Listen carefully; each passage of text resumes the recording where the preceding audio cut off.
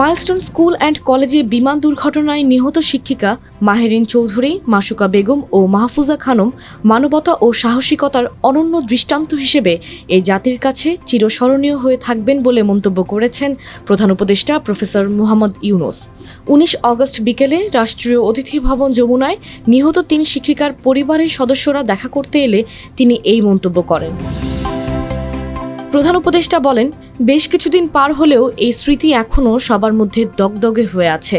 আমি ঘটনা জানা মাত্রই আপনাদের সঙ্গে দেখা করতে চেয়েছিলাম, কিন্তু আপনারা যে দুঃসময়ের মধ্যে ছিলেন সেই সময় দেখা করা সমীচীন হতো না। আমরা আপনাদের প্রতি সমবেদনা প্রকাশ করতে পারি, কিন্তু এই দুঃসহ স্মৃতি মুছে দেওয়ার ক্ষমতা আমাদের নেই। তবে এতটুকু বলতে পারি, এই শোক আপনাদের একার নয়, জাতি হিসেবে আমরা এই শোককে ধারণ করি। ৩ শিক্ষিকার পরিবারের সদস্যদের কাছে তাদের স্মৃতি কথা শুনে প্রধান উপদেষ্টা বলেন, তাদের কথা শুনতে কষ্ট লাগে, একই সঙ্গে গর্ববোধ হয় যে আমাদের দেশে এমন নাগরিক আছে যারা অন্যের জীবন বাঁচাতে আগুনে ঝাঁপ দিয়েছে। মানবতার এই দৃষ্টান্ত তারা প্রমাণ করে গেছে। আমরা ক্ষুদ্র মানব ছিলাম, তারা আমাদের বড় করেছে, সবার ভেতরে নাড়া দিয়েছে। সবাই এটা নিজের মধ্যে অনুভব করেছে যে আমি যদি সেই অবস্থানে থাকতাম আমি কি করতাম। আমি কি জীবনের পরোয়া না করে এভাবে ছোট শিশুদের প্রাণ বাঁচাতে আত্মবিসর্জন দিতাম? এই প্রশ্ন সবার মনে এসেছে। এই শিক্ষকগণ আমাদের গর্ব, আমাদের আদর্শ, তাদের স্মৃতি আমাদের ধরে রাখতে হবে।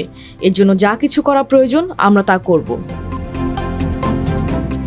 এ সময় উপস্থিত ছিলেন শিক্ষক মাহেরিন চৌধুরীর স্বামী মনসুর হেলাল, 2 ছেলে আদিল রশিদ ও আয়ান রশিদ, বোন মেহতাজ চৌধুরী, ভাই মুনাফ মজিব চৌধুরী ও নিকট আত্মীয় কাউসার হোসেন চৌধুরী, শিক্ষক মাসুকা বেগমের বোন পাপড়ি রহমান ও ভগ্নিপতি খলিলুর রহমান এবং শিক্ষক মাহফুজা খাতুনের মেয়ে আয়েশা সিদ্দিকা, বোন মুর্শিদা খাতুন, ভাগ্নে মোহাম্মদ মাইদুল ইসলাম ও নিকট আত্মীয় হুমায়ুন কবির।